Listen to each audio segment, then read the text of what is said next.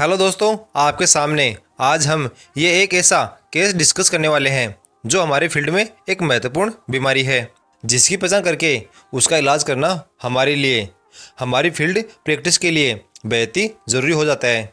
दोस्तों, वीडियो थोड़ा लंबा बनेगा, लेकिन अगर पूरा देखोगे तो बहुत कुछ सीख कर जाओगे। तो हेलो दोस्तों, स्वागत है आप सबका हमारे यूट्यूब चैनल राधाराज वेट केयर पर।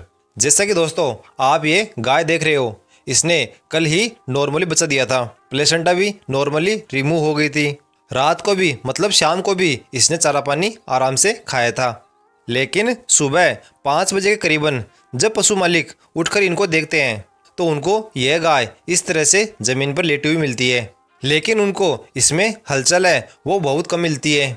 हमने भी आकर जब इसको देखा तो हमें भी इसके अंदर कोई हलचल नहीं मिलती है। तो दोस्तों, मैं सबसे पहले तो इस गाय में जो हमने बीमारी की पहचान की है उसका नाम है मिल्क फीवर। दोस्तों, जैसा कि नाम में फीवर है, लेकिन पशु को इस बीमारी में फीवर नहीं होता है, बल्कि पशु का जो तापमान है वो 100 डिग्री फ़ारेनहाइट से कम ही हमें इसके अंदर देखने को मिलता है। लेकिन कभी कभार यह तापमान हमें ज़्यादा भी मिल सकता है। वो कंडीशन अलग होगी, तो वो कौन सी कंडीशन होती है उसकी भी हम चर्चा आगे वीडियो में करेंगे। तो सबसे पहले तो हम यही जानते हैं कि आखिर यह मिल्क फीवर क्या है। तो इसका मतलब है कैल्शियम का लेवल ब्लड में कम होना, यानी कि ब्याने के बाद या ब्याने से पहले हाइपोकैल्सीमिया यानी कैल्शियम की कमी होना। तो अब आगे हम जान लेते हैं कि पशु में आखिर मिल्क फीवर में लक्षण हमें क्या देखने को मिल सकते हैं, ताकि पशु की बीमारी का सही से डायग्नोसिस हो सके।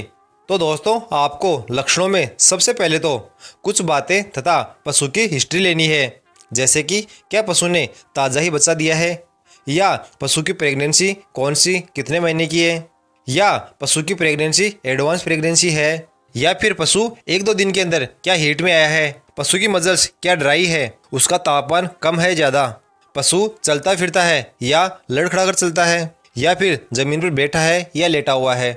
वैसे मैं दोस्तों आपको बता दूं कि मिल्क फीवर के जो लक्षण होते हैं उनकी 3 स्टेज होती है। जैसे कि मिल्क फीवर की पहली स्टेज में पशु बार बार उठता बैठता है, पशु को भूख नहीं लगती है, पशु के अंदर अति संवेदनशीलता देखने को मिलती है। जैसे ही हम पशु के पास जाते हैं तो वो अपना मुंह खोल लेता है, यानी कि वो जैसे डर रहा हो। पशु की मसल्स में कंट्रैक्शन होने लग जाता है, यानी कि पशु की मसल्स में कंपन देखने को मिलता है।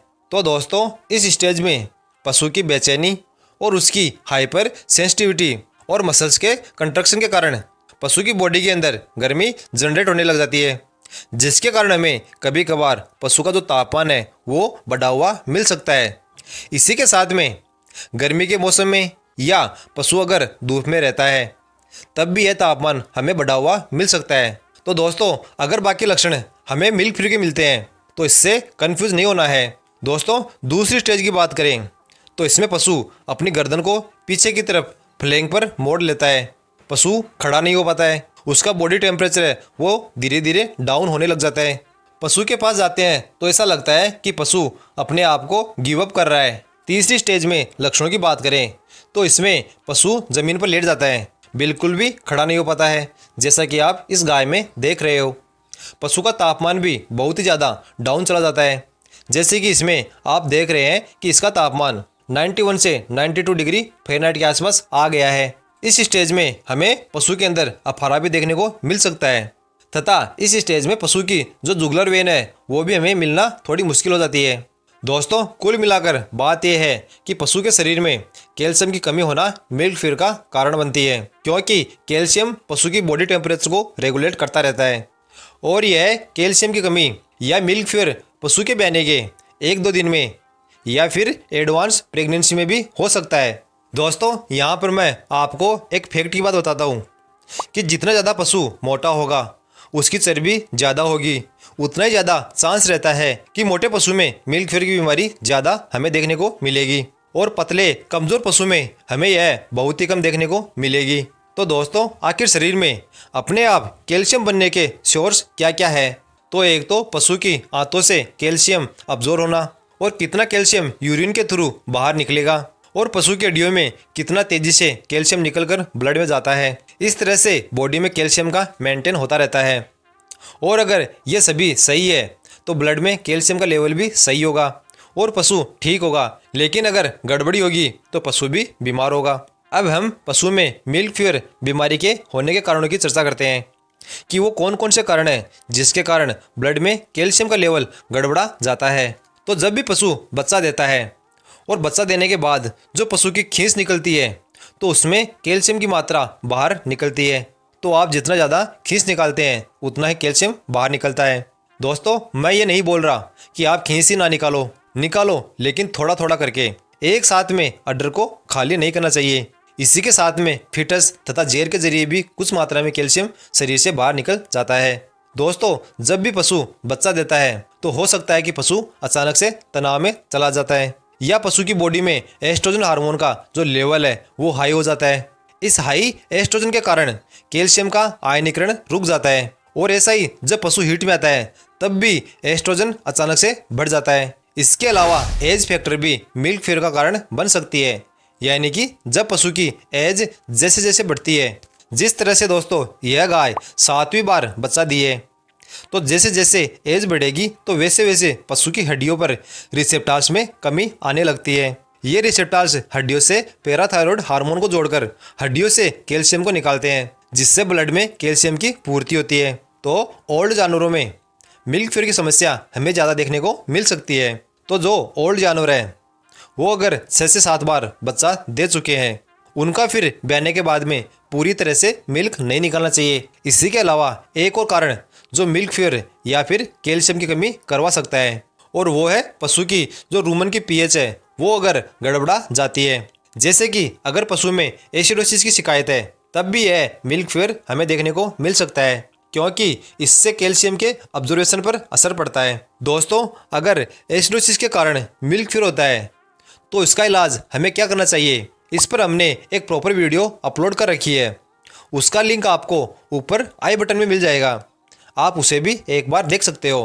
पशु की एडवांस प्रेगनेंसी में जब लास्ट समय में जब बच्चे का विकास ज़्यादा होता है, क्योंकि उसकी हड्डियों को मजबूत बनने में कैल्शियम की आवश्यकता ज़्यादा होती है और इस कैल्शियम की पूर्ति माँ के द्वारा ही होती है। तो दोस्तों, एडवांस प्रेगनेंसी में पशु में कैल्शियम के डाउन जाने के कारण पशु में यह मिल्क फीवर की समस्या हमें देखने को मिल सकती है।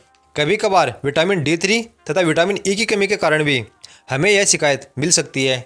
और एक दूसरा कारण है जो एडवांस प्रेगनेंसी में कैल्शियम के डाउन होने और मिल्क फीवर होने की संभावना बढ़ाने का ये भी हो सकता है कि कभी कभार हम पशु को बाहर से ब्याने से पहले कैल्शियम देना शुरू कर देते हैं। ये एज के अनुसार देना भी सही रहता है, यानी कि ओल्ड जानवरों में देना बिल्कुल सही है। लेकिन जब पशु बच्चा देने के 1-2 दिन पहले ऑफ फीड में चला जाता है, यानी कि खाना पीना कम कर देता है, तो हम उसे यह कैल्शियम भी देना बंद कर देते हैं। तो उस स्थिति में जो कैल्शियम हड्डियों से बनना चाहिए था वो भी बनना बंद हो जाता है, क्योंकि उस समय पैराथायरॉयड हार्मोन एक्टिव नहीं हो पाता है। इसका कारण हम समझे तो जब हड्डियों में कैल्शियम निकलकर ब्लड में जाता है तो वो पैराथायरॉयड हार्मोन की वजह से होता है, और ये पैराथायरॉयड हार्मोन हड्डियों पर रिसेप्टर से जुड़कर काम करते रहते हैं। और जब पशु एडवांस प्रेगनेंसी में होता है तो पैराथायरॉयड ग्रंथि को एक मैसेज आता है और वो फिर इस पैराथायरॉयड हार्मोन को रिलीज करती है,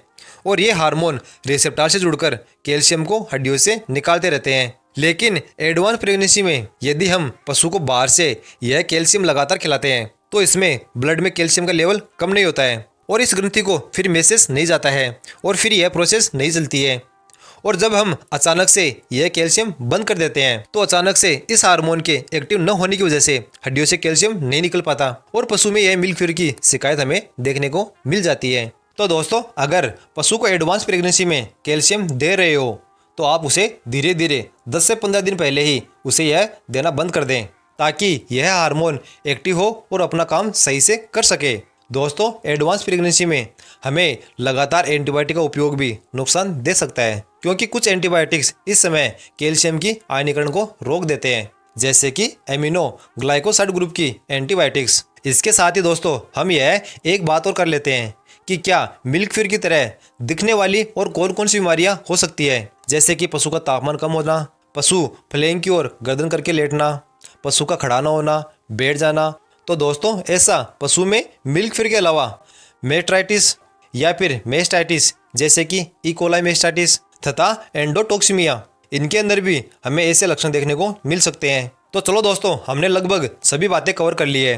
तो अब हम इसके इलाज की बात करते हैं कि हमने इस गाय में क्या ट्रीटमेंट किया तथा आप क्या क्या इलाज मिल्क फेयर में कर सकते हो। तो सबसे पहले तो अगर किसी पशु के अंदर सारे लक्षण मिल्क फेयर के हैं, लेकिन जैसा कि मैंने बताया कि कभी कभार हमें यह तापमान ज़्यादा देखने को मिल सकता है, तो सबसे पहले तो आपको उसका तापमान कंट्रोल करना चाहिए। और उसके बाद में इलाज में सबसे पहले तो आपको 1 ml पर kg बॉडी वेट के अनुसार CBG यानी कि कैल्शियम बोरो ग्लूकोनेट को पशु को देना चाहिए। हमने यहाँ पर इस गाय को 450 ml CBG IV लगाया है। इसी के साथ में हमने 5 ml डेक्सोना लगाया है ताकि यह कैल्शियम का ऑब्जर्वेशन बढ़ा सके तथा पशु को शौक ना लगे।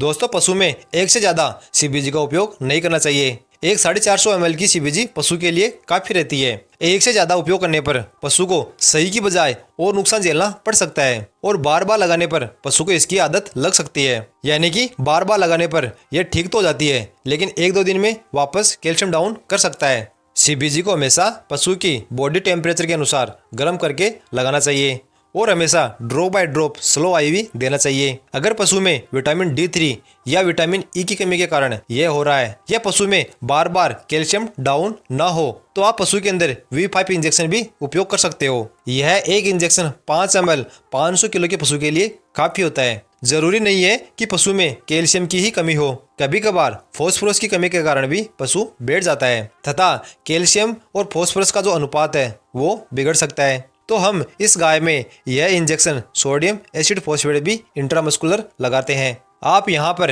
एंटीबायोटिक का प्रयोग ना करें, उसका यहाँ पर कोई रोल नहीं रहता है। इलाज के बाद आप अगले 1-2 दिन कैल्शियम की ये जो जेल है 300 ग्राम की, एक दिन में 1-2 दिन पिला सकते हो, जिससे कि कैल्शियम की रिकवरी होती रहे।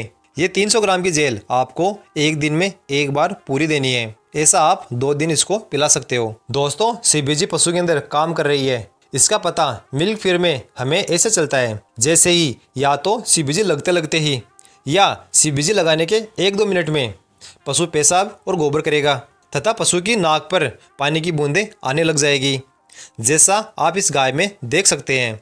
हमारे इलाज करने के 1 मिनट बाद ही इसने गोबर पेशाब कर दिया है, इसके नाक पर पानी भी आ गया है और यह खड़ी भी हो जाती है और थोड़ी देर बाद लगभग 1 घंटे बाद यह गाय आराम से जुगाली करने लग जाती है। तो दोस्तों, इस प्रकार से हमने इस गाय का इलाज किया है और यह गाय अब बिल्कुल सही है। तो दोस्तों, अंत में मैं आप सबसे यही कहना चाहूँगा कि वीडियो में कुछ सीखने को मिला है तो वीडियो को लाइक ज़रूर करते जाना तथा सब्सक्राइब का बटन भी दबा देना। साथ ही के अंदर बेल आइकन को प्रेस करके ऑल नोटिफिकेशन को ऑन ज़रूर कर लेना। धन्यवाद दोस्तों, मिलते हैं अगली वीडियो में।